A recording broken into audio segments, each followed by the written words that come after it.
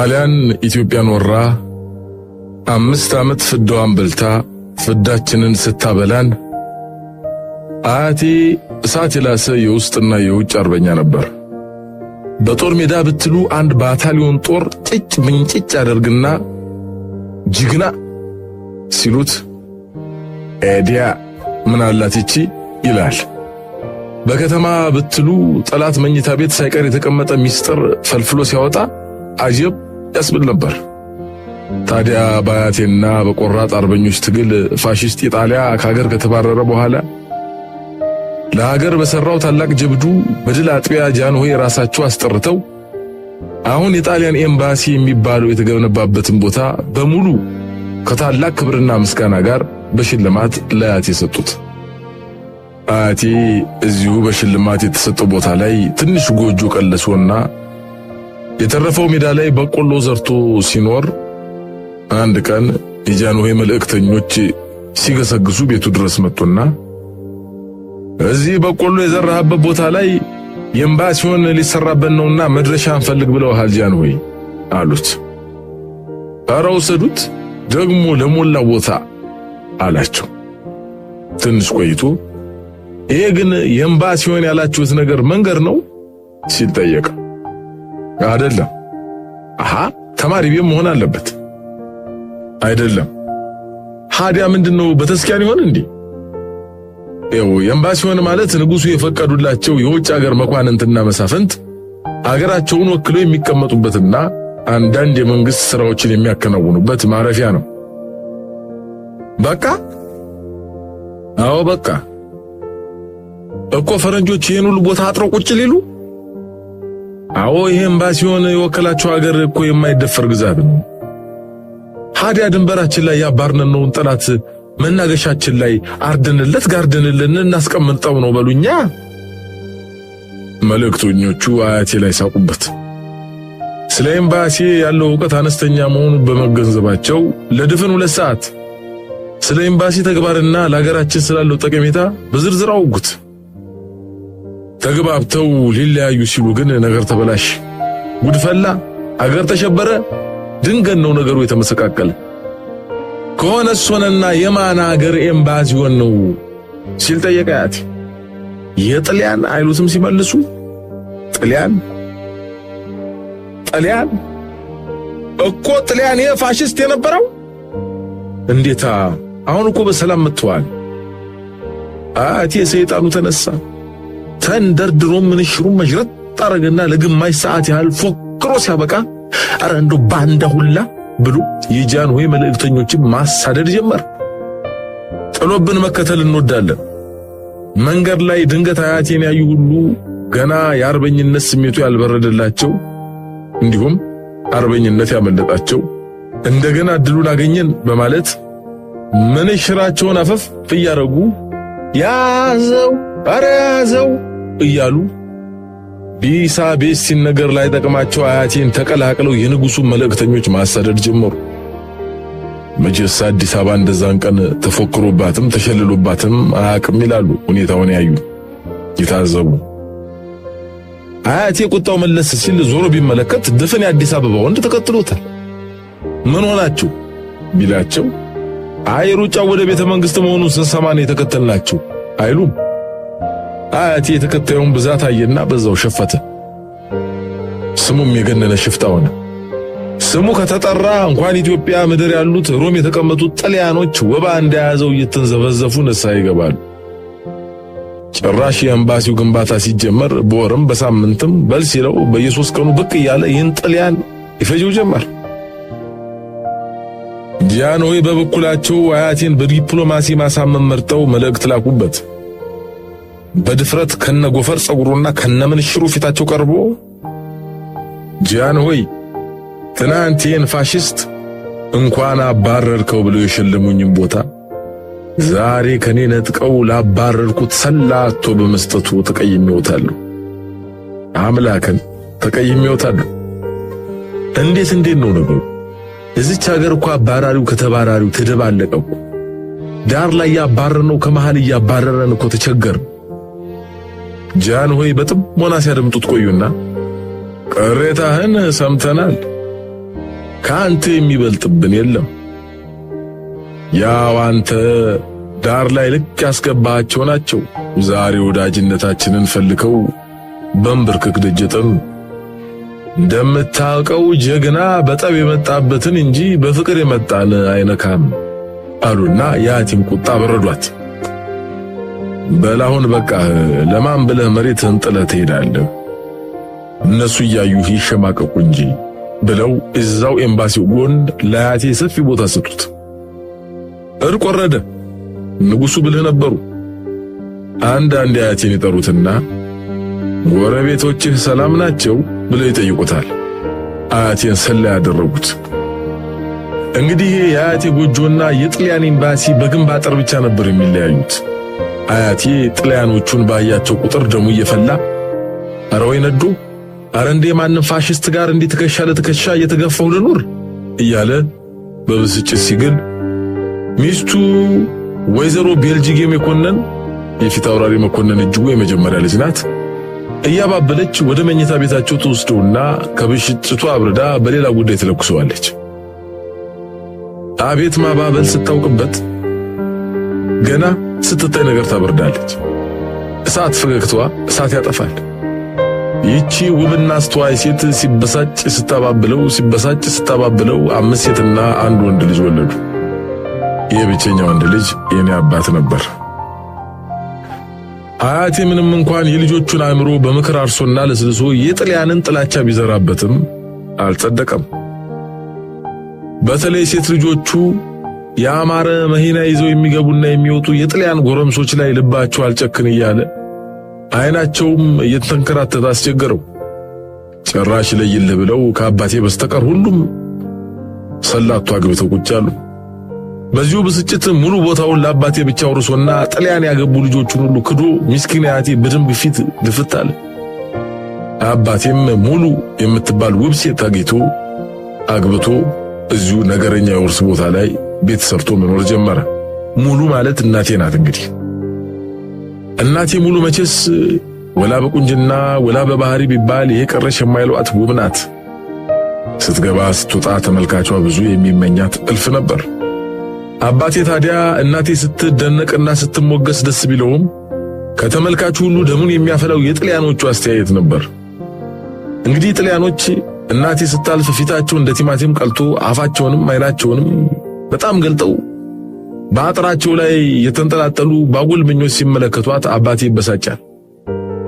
በላቸው ይለዋል። ደግሞ ለማለት አያቴ እንደሆነ ምንሽሩን አውርሶታል። መታገስ ደግ ነው ብሎ ነው እንጂ መድረሰላቶ ከዘበኛ እስከ አምባሳደር ማፍጠጣቸው ሳያንስ ለደህንነት በሚል ሰበብ ፊታቸውን ወደኛ ግቢ ያዞሩ 4 ካሜራዎችን ተከሉ። እናቴ ግቢ ውስጥ በተንቀሳቀሰች ቁጥር 4ቱም ካሜራዎች ወደ ሄደችበት ተከትሏት ይዞራሉ። አሬ የምታጠባቸው መንታ ልጆች ነበር የሚመስሉት። ሌላ ሰው ሲንቀሳቀስ ግን ካሜራዎቹ ጉዙ ናቸው ወይ ፍንክች። ካሜራዎቹ የተተከሉ ለደህንነት ይሁን ላጉል ምኞት አባቴ ግራ ገባው።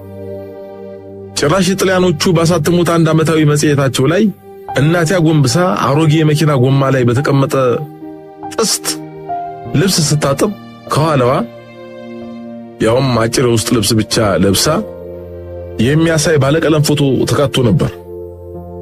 ከእናቴ ፎቶ ጎን አንዲት ጥላ ቢስ ሽርጥ ያሸረጠች ጣሊያናዊት ኮረዳ በዘመናዊ ልብስ ማጠቢያ ማሽን ደገፍ ብላ የሚያሳይ ፎቶ አለ። ከፎቶዎቹ ስር ኢትዮጵያ ከጣሊያን 6 ዘመናዊ የልብስ ማጠቢያ ማሽኖች በእርዳታ አገኘች። ይህም የኢትዮጵያውያንን ሴቶች ድካም በመቀነስ ጊዜያቸውን ለሌላ ጉዳይ እንዲያውሉት ይረዳል የሚል ጽሑፍ ሰፍሯል። ሌላው ጉዳይ ምንድነው ሲላ አባቴ ያሰበ። እንዴት የሚሽቴን ፎቶ ካለሷም ካለኔም ፈቃድ መጽሔት ላይ ያተማሉ ሲል ተብከነከነ። እንደውም አምባሳደሩን ራሱን ማብራሪያ እንዲሰጠው ሊጠይቀው ወሰነ። ሰውን ካለ ፈቃዱ ያውም በገዛ ግቢ ውስጥ እንዴት ፎቶ ያነሳሉ? ያውም በአጭር የውስጥ ልብስ ብቻ። ሚሽቴን ንቀት ነው። አባቴ በቀጥታ ወደ ኤምባሲ ዋና በር ሄደና እንደ ግለሰብ መኖሪያ ቤት አስፈሪውን የበረበራ አንኳኳ። ጓጓጓጓጓጓጓ ዘበኛው አጨንቁሮ አባቴን ከተመለከተ በኋላ በሩን ከፍቶ ባለማመን እያየው ምን ፈለክ አለው። እርዳታ ይፈልግ ኢትዮጵያ ይሆናል ብሎ ጌታን ጥራው ባልቻ በር ላይ ይፈልጋል ብለው አላባቴ ቆፍጠን ብሎ። ዘበኛው ግራ ገባ። ማንን ነው? የጥበቃውን አለቃ ነው? ምን ያረግልኛል እሱ አምባሳደሩ ነው ያልኩህ አንተ። በፊት ወደዛ ደፋር። አባቴን እንዲህ አሉ ባልቻን። በመንደሩ የተከበረውን አባቴን እንደ ምጽዋት ፈላጊ የሰላቶቹ ዘበኛ ሂድ ወደዛ አለው። በዛችሁ ቅጽበት ከአባቴ የተሰነዘረ ብርቱ ጥፊ ዘበኛው አባቴ እግር ስር ኩርምት አደረገው። የጥፊው ድምፅ ሮም ድረስ ስለተሰማ የወቅቱ የጣሊያን መንግስት ኢትዮጵያ ዓለም አቀፉን የኤምባሲን ሕግና አሰራር በመተላለፍ የተከበረ ዜጋዬን በጥፊ በመደርገም ባድዋ ካደረሰችብን ውርደት የበለጠ ውርደት አድርሳብኛለች ሲል ለተባበሩ መንግስታት ድርጅት አቤት አለ። ጃንሆይም በዚህ ጉዳይ ላይ ማብራሪያ እንዲሰጡ ተጠይቀው በእርግጥ አፍሪካ በአውሮፓውያን ቅኝ ግዛት እየታመሰችበት ባለችበት በዚህ ወቅት ብዙሃን የአፍሪካ ልጆች በቆዳቸው ቀለም ምክንያት በግፍ እየተገደሉና እየተገፉ ባለበት ወቅት በአንዲት ኤሮፓዊት አገር ኤምባሲ የጥበቃ ሰራተኛ ላይ ያውም በራሱ ስህተት በተዘነዘረ ጥፊ ዓለም ይህን ያህል መንጫጫቱ ገርሞናል። ይህ ጥፊ የኢትዮጵያ መንግስትን የማይወክል በዕለት ግጭት የተከሰተ ድንገተኛ ጠርቀማ በመሆኑ ግለሰቦቹ በቀላሉ ሽምግልና ችግሩን እንዲፈቱት እናደርጋለን። አገራችንም ከጥፊው ባሻገር ለአፍሪካ ብሎም ለዓለም ያበረከተችውን በጎ ተግባር በዚህ ጥፊ ምክንያት ሊጠለሽ አይገባም በማለት ዓለምን ያስደነቀ አገሬውን ያኮራ ንግግር አደረጉ። በዚህ ንትርክ መሃል የእናቴ ፎቶ ጉዳይ ተድበሰበሰ። በጥልያኖች ተንኮል እልህ የተጋባው አባቴ ልጆቼ ስለበረከቱ ፎቅ ቤት እሰራለሁ አለና ማንንም ሳያስፈቅድ ባለ 2 ፎቅ ቪላ ወደ ኤምባሲው አጥር አስጠግቶ መስራት ጀመረ። ይሁንና ጥልያኖች ለደህንነታችን ያሰጋናል በማለት ክስ አቀረቡ። ኤምባሲ ጎን ፎቅ መስራት ክልክል ነው ተብሎ አባቴ ታገደ። አገሬ ላይ እስከ ጨረቃስ ፎቅ በሰራ ምን አገባችሁ አለ አባቴ። የወዳጃችን የጣሊያን መንግስት ስጋት ስለሚፈጥር ለደህንነታቸውም ስለሚያሰጋ ይፈቀድልህም አቶ አሉት ባልቻ። አየሄ እነሱን ለመግደል ማን ፎቅ ይሰራል? ውቤ በረሃ ሲያውደለድሉ አይደለም ይውሉ። ስርዓት ጌታው ከእንግዶቻችንን ማክበር የእያንዳንዱ ኢትዮጵያዊ ግዴታ ነው። ጉዳዩ በጣም ተጋነነና በአባቴና በጣሊያኑ አምባሳደር መካከል የሁለትዮሽ ድርድር ቢካሄድ የተሻለ ነው በማለት በጃንሆይ ልዩ አማካሪዎች አስተባባሪነት በጣሊያን መንግስትና በአባቴ ባልቻ መካከል ታሪካዊ ድርድር ተካሄደ። የድርድር በታሪክ አንቀጽ 17 እኛም መስኮታችንን አንከፍትም እናንተም ሚስቶቻችንን አትዩ በመባል ይታወቃል። የውሉ ዋና ዋና ነጥቦች አንቀጽ 1 አቶ ባልቻ ደንበቀ ኤምባሲያችን ጎን የሚሰሩት ፎቅ መስኮቱ ወደ ጣሊያን ኤምባሲ ላይዞር ከዞረም ላይከፈት። አንቀጽ 2 ጣሊያኖች ወደ ኤምባሲው ሲገቡና ሲወጡ አሁን ያሉትንም ሆነ ወደፊት የሚወለዱትን የአቶ ባልቻ ሴት ልጆችን በቃልም ይሁን በድርጊት ላይ ተናኮሱ፣ በመኪናም ይሁን በእግር በር ላይ እንጎማለሉ፣ ሆን ብለው ስሜት ቀስቃሽና አማላይ ድርጊት ላይ ፈጽሙ እያለ ይቀጥልና አንቀጽ 17 ወደ አቶ ባልቻ ቤት የዞሩት የኤምባሲው የቪዲዮም ይሁን የፎቶ ካሜራዎች ሙሉ በሙሉ ሊነሱ ይላል። የዚሁ ለ17ኛው አንቀጽ የጣሊያንኛ ትርጉም ግን እንዲህ ነበር። የኤምባሲያችን የቪዲዮም ይሁን የፎቶ ካሜራዎች የሙሉን እንቅስቃሴ ሙሉ ለሙሉ ፎቶ ሊያነሱ ፈቃድ አላቸው ይላል። ታሪክ ራሱን ይደግማል። እናቴ ሙሉ ታዲያ ከንፈሯን ሽርምም አድርጋ የተንኮል ፈገግታ ፈገጋለች። ማንም አላያት ከሰይጣንና ከኔ በስተቀር። ትንሽ ወንድሜ አባቴን አለመምሰሉ አረ እንዲያውም ፈረንጅ በመምሰሉ አስቋት ሊሆን ይችላል።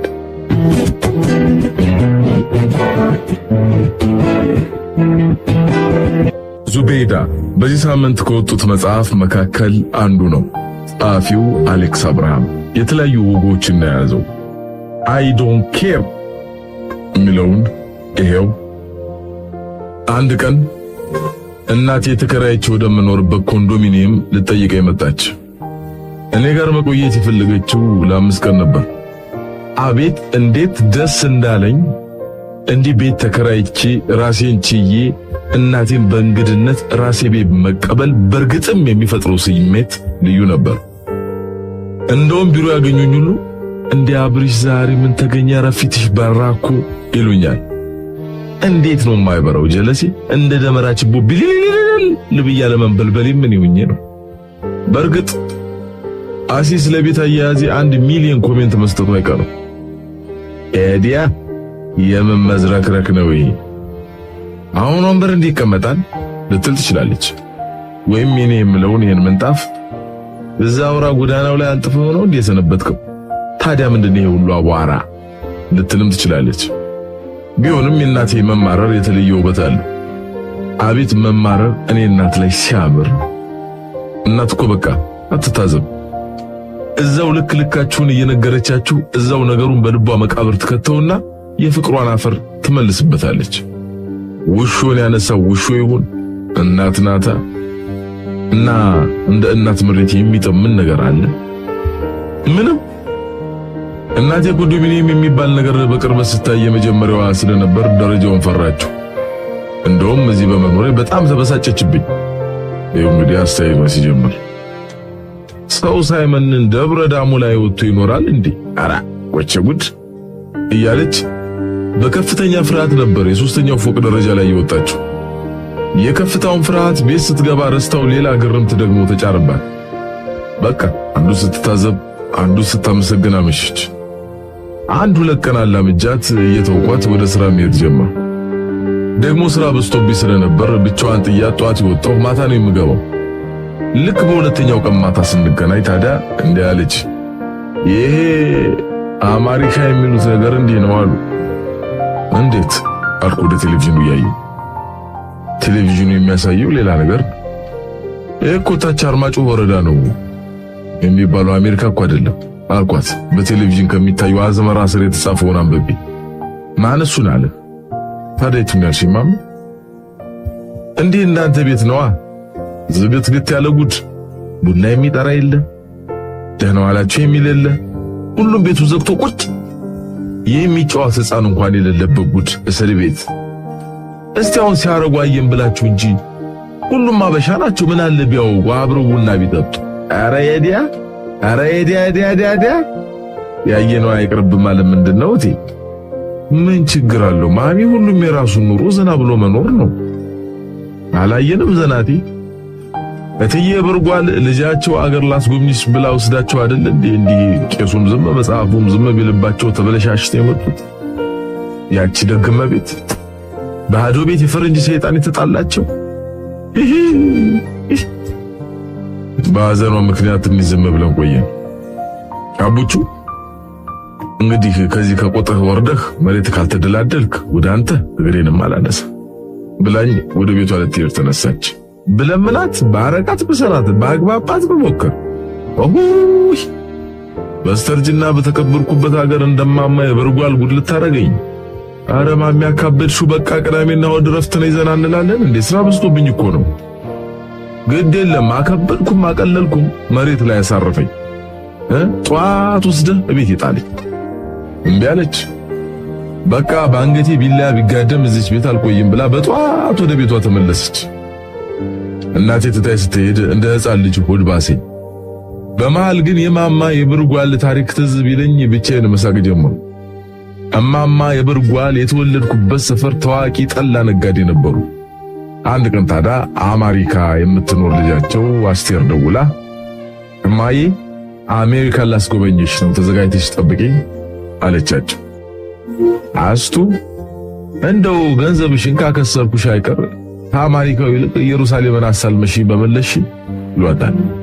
አስቴር ግን አይ እማዬ ደግሞ እኔ አንቺን ለማስደሰት ብላ ስታቆርፍ ማማ የብርጓል አሜሪካ ለሚሄድ ተስማሙ።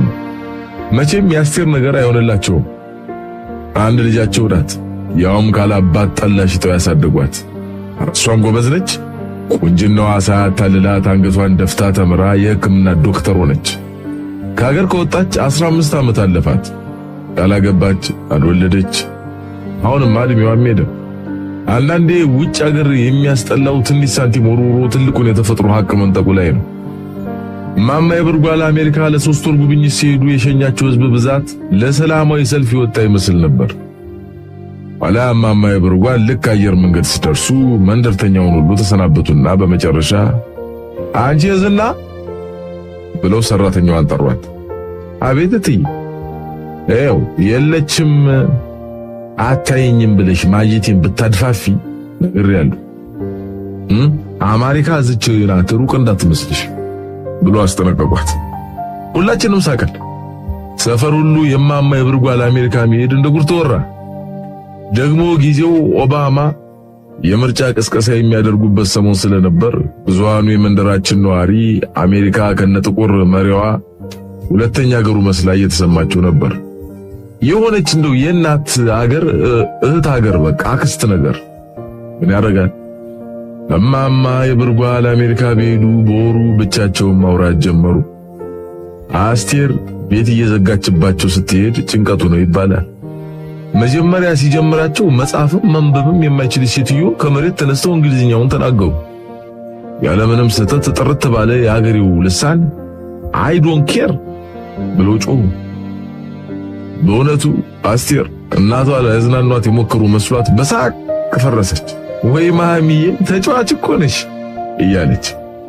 ከዛ በኋላ ግን ሙሉ ቀን ሙሉ ሌሊት ከማማ የብርጓል አፍ ሌላ ቃል አልወጣል። ምን ብትላቸው አይ ዶንት ኬር በዚህ ወጥቶ አይ ዶንት ኬር ብያለሁ። አረ እንደዚህ እኮ ነው ማሚ አይ ዶንት ኬር ማምላክን አይ ዶንት ኬር ሆነ ነገሩ። ጭራሽ አንድ ቀን ሽክ ብለው በባህል ልብሳቸው ዘንጠው እኔ እናትሽ ወጠጤ ካሸነፈኝማ ሞቻለሁ ብለው መንገር ጀመሩ። አስቴር ደንግጣ ማን ነው ወጠጤ ማሚዬ አለቻቸው። ኦባማ ነዋ ከሀገሬ ድረስ የመጣው በምርጫ ለመሳተፍ መስሎኝ እያሉ የቀን ግዥት ውስጥ ገቡ። በቃ አንዴ ለአሜሪካ ፕሬዝዳንትነት ሊወዳደሩ እንደሄዱ አድርገው ራሳቸውን እጩ ተወዳዳሪ አደረጓ። ሌላ ጊዜ ከጎረቤት የሚሰማው ጩኸት ረበሸኝ ይላሉ። ምንም አይነት ጩኸት ግን አልነበረም። ጭራሽ አንድ ቀን በአፓርታማው መስኮት ብቅ ብለው አይ ዶንት ኬር አሉና ከኢትዮጵያ አሟሽቶ የወሰዱትን ገንቦ የሚያል ጀበና እንደው ቁልቁል ቢያምዘገዝጉት ወደ ስራው የሚጣደፍ አንድ ፈረንጅ አናቱ ላይ እንደው ዷ ብሎ ቢፈነዳበት ፈረንጁ ከዛ የሮጠ ሌላ ስቴት ሊገባ ሲንዝር ሲቀረው ነው አሉ የቆመው። አስቴር እናቷን ወደ ሐኪም ወሰደቻቸው።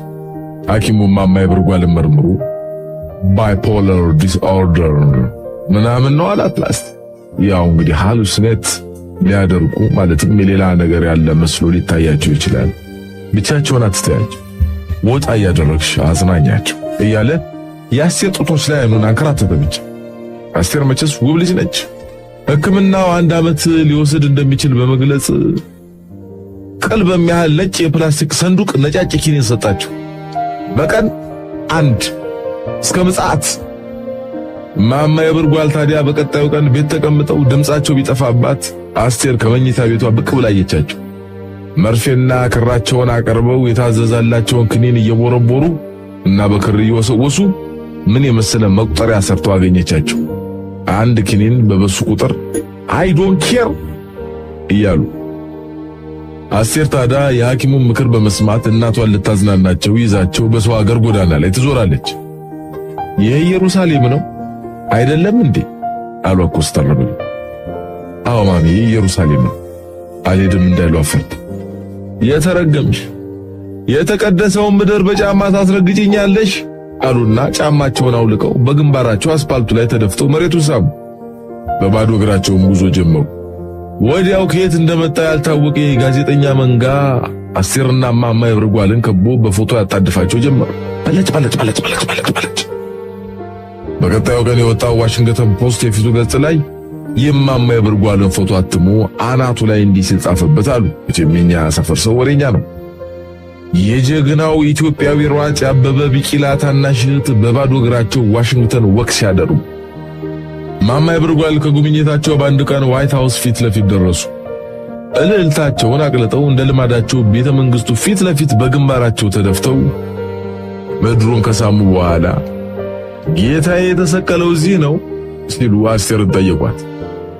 አስቴር ትክዝ ብላ ነጩን ሕንጻ አሻግራ እየተመለከተች ዓለም ሁሉ ለገዛ መሻቱ የተሰቀለው እዚህ ላይ ነው ማሚዬ፣ የአንቺ ንጹህ ልብ ሰውን ገረመው እንጂ ሁሉም ከያለበት የሚሰግደው ለዚሁ ነው። ሴቱ፣ ወንዱ፣ ያልተማረው፣ የተማረው፣ አገር ያለው፣ አገር አልባው፣ እንጀራ የጎተተው፣ ጥላቻ የገፋው፣ ፖለቲከኛው፣ ነጋዴው፣ ነፍሰ ገዳዩ፣ ዘራፊው፣ ሁሉም እዚሁ ነው ልቡ የተቸነከረው።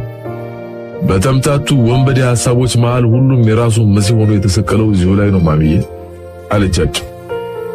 አስቴር ስትናገር እንባዋ በዓይኗ ሞልቶ ነበር። የተቸነከረችበት ሚስማር ለ15 ዓመታት ያንጠለጠላት የኑሮ መስቀል ላይ ዛሬም ህመሙ፣ ዛሬም የማንነት ቀውሱ ስቃይ ያንገበገባት ከምር ለራሷም የነጭ ሕንፃ የዓለማዊውን የኑሮ ቀኖና የሚሰበክበት በተስካም መስሎ ተሰማት። ይህም ቢነግሩት ትውልዱ ቶማስ ነው። የኑሮ ችንካር የበሳው መዳፍ ካላየ ወይ የራሱን መዳፍ ካላስቸነከረ አያመን። አስቴር እማማ ያብርጓልን ወደ ኢትዮጵያ መለሰቻቸው። ሰው ይሆናሉ ብላ አላሰበችም ነበር። ኢትዮጵያ ሲደርሱ ግን ቡና ተፈልቶ ጎረቤት ተሰባስቦ እያገላበጠ ሲስማቸው ባይፖላር ዲስኦርደር፣ ቀበርጠስ የለ፣ ዲፕሬሽን የለ፣ ጂኒጃንካ የለ፣ ሃሉሲኔሽን የለ፣ ጤነኛው ነው ረፍ ቁጭ። በእርግጥ አልፎ አልፎ ሙሉ ጨረቃ ሲሆን ነው አሉ የዋሽንግተኑ ጂኒ ይነሳባቸዋል። እኔም ይህንን ነገር ለማመን የተገደድኩት አንድ ቀን በአጋጣሚ ነው። እንግዲህ እማማ ይብርጓል የሞተበትን አጽናኝ፣ የታመመን አስተማሚ፣ የመንደሯ አድባር መሆናቸውን ማንም ያውቃል። ሰው ታመመ ከተባለ ነጠላቸውን አንጠልጥለው መሮጥ ነው። ጎረቤቱም ከላይ እስከታች አስተማሚ፣ ጠያቂ ነው የሚላቸው። አንድ ቀን ታዲያ እናቴ እማማ ይብርጓል አለቻቸው። እመት ጋሻ አስፋው አባታቸውን ተረድተው ተቀምጠዋል አሉ። ኑ ለቅሶ እንድረስ እስቲ። ጋሻ አስፋው በመንደራችን የተከበሩ የሀገር ሽማግሌ ናቸው። የማማ ይብርጓል የሚጠላ ደንበኛ። ማማ ይብርጓል ታዲያ ጮክ ብለው እንዲህ ነበር የመለሱት። ምን አልሽ? ጋሻ አስፋው አባታቸውን ተረድተው ተቀምጠዋል አሉ። ኑ ለቅሶ እንድረስ እስቲ። አይ ዶንት ኬር